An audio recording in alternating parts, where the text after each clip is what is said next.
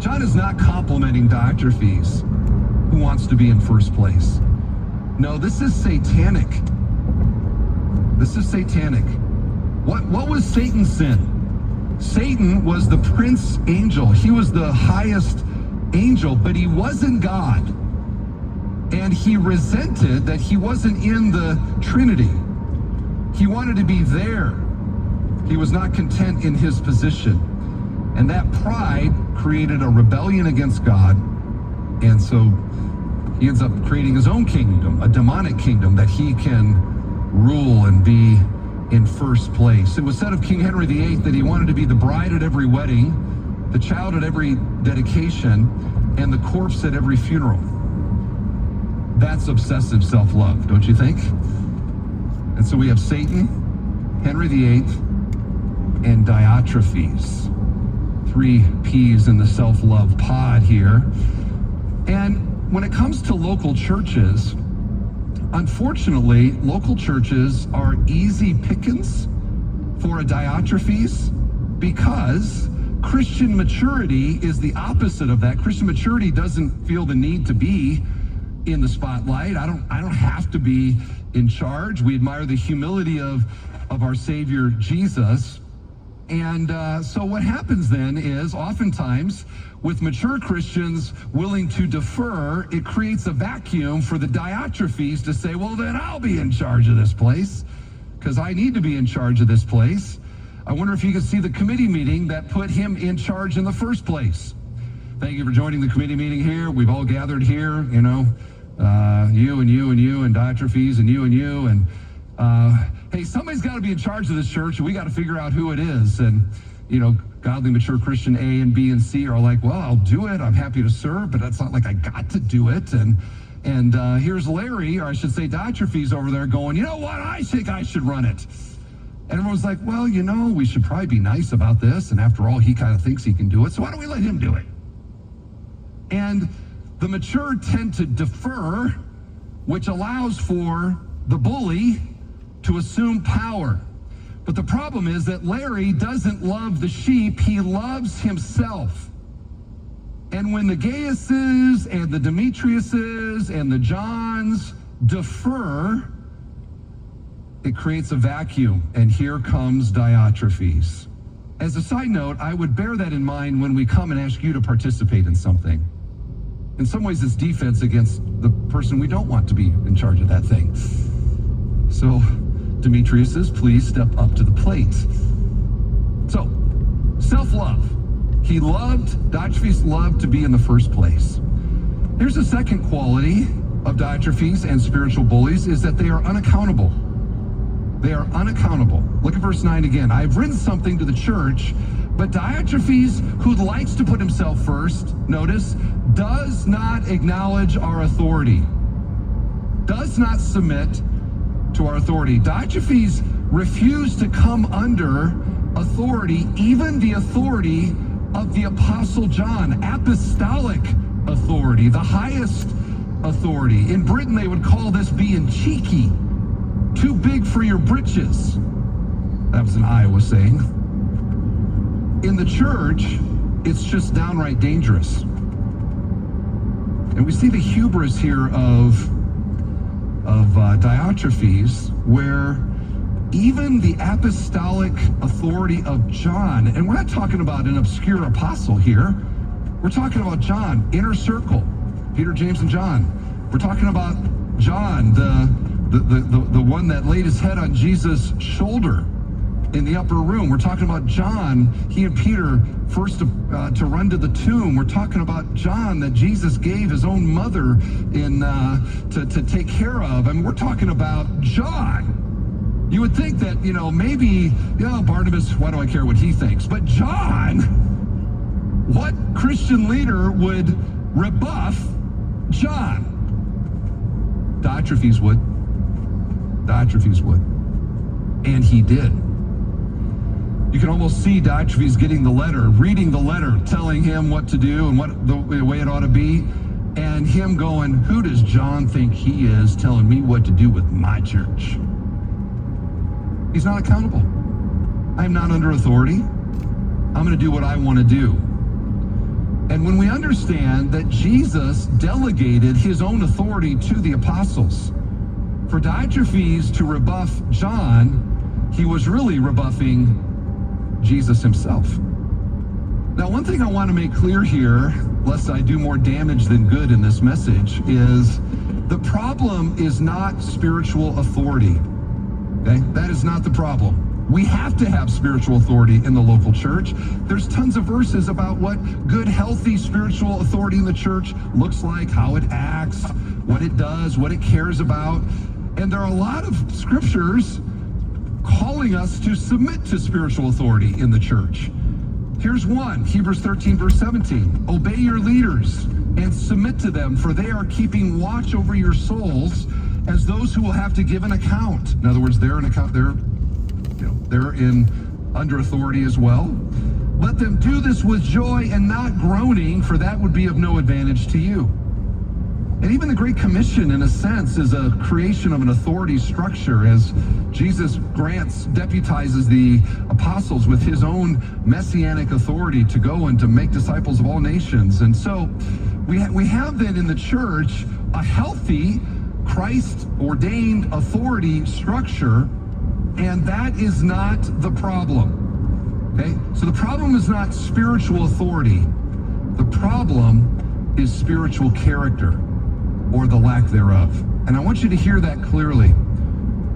When those in church leadership are spiritually immature, when they are petty, vindictive, controlling, they are not shepherds, they are tyrants. They are bullies. And when that tyranny is an unaccountable tyranny, now you're in trouble, and you end up in the front page of the paper. So the fact, or the key then, is that those who are in authority are also under authority. That nobody here is unaccountable authority. Everybody is under authority. When it is unaccountable, now it becomes treacherous. You've heard the saying, power corrupts, absolute power corrupts absolutely. And in a church, that so often empowers like one or two people to just rule the roost. And they are doing whatever they want. That is not God's design. God's design for a local church is not unaccountable shepherds domineering the sheep. It is godly servant leaders exercising authority while being accountable to other leaders and ultimately the congregation itself. That's healthy. And by the way, here at Bethel Church, we practice accountability in multiple ways, mainly through a plurality of elders who give oversight to the church. And check out the Constitution. There is ultimately accountability to the membership of the church. We think that's good, and I think it's good. And I want you to think it's good. Nobody is unaccountable around here. And so beware of unaccountable leadership. Okay? So, problem self-love. They are unaccountable. And verse 10 now tells us that they are verbally abusive and often slanderous. Look at what he says about Diotrephes. So if I come, John says, I'll bring up what he's doing. Talking wicked nonsense against us. So John, now writing the letter, calls out Diotrephes for what he is saying about John himself. He calls it wicked nonsense. We might call it slander and gossip. And so one sure sign of a Diotrephes is if there is a leader who can't praise a rival, has to take him down, has to demean him, slander him. Think about Absalom, for example, at the gate of Jerusalem. If you know the story, how Absalom turned the hearts of Israel against his own father, King David, by saying to them with all their problems, if only I was in charge of Jerusalem, it would be better. Think about Satan, who basically did the same thing when he tempted Adam, and in some ways, Jesus in the wilderness. So this is the pattern. Okay, I'm just pointing this out to you. Diotrephes has to be in first place, has to be better than everybody else. And the way that you make sure that everyone sees you as better than everyone else is you talk bad about everybody else.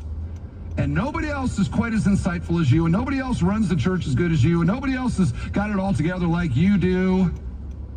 Take them all down so that he might shine in the first place. You know, my daughters come home, we're on summer break now, but my daughters would come home from school and would share with us some of the things said on the playground. Did you know there are a lot of Diotrephes on the playgrounds of schools? The kind of snarky, catty, you know, things that are going on the playground. We laugh at our kids, but where did they get it from? There's a little Diotrephes, I think, in all of us. Look at verse 10. And not content with that, he refuses to welcome the brothers and also stops those who want to and puts them out of the church. The bottom line here ends up being control. The tyrant has to be in control of everything.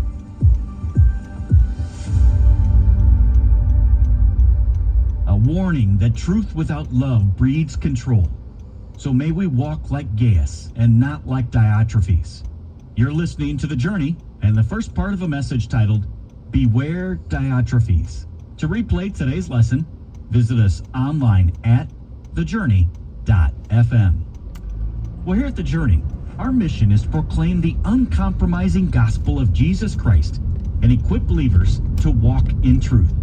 Through our daily broadcasts, like our new series, Little Letters for Big Faith, we're committed to faithfully teaching God's Word so that lives are transformed, faith is strengthened, and the hope of Christ reaches those who need it most.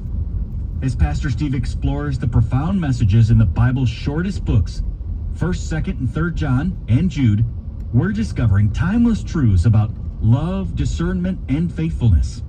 These letters teach us to walk in truth while guarding against false teaching, to practice genuine hospitality while maintaining doctrinal purity, and to contend earnestly for the faith while showing compassion to others.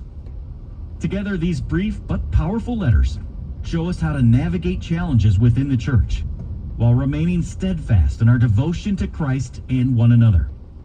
And as we continue through this series here on The Journey, we invite you to stay connected with us by visiting us online at thejourney.fm.